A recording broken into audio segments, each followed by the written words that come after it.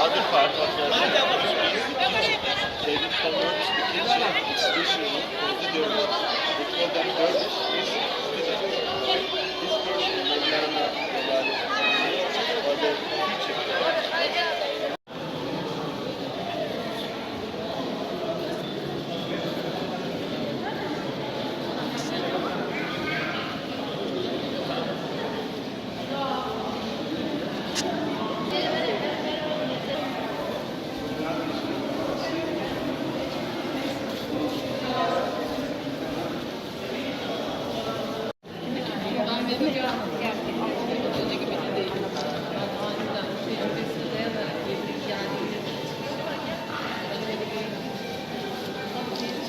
Şey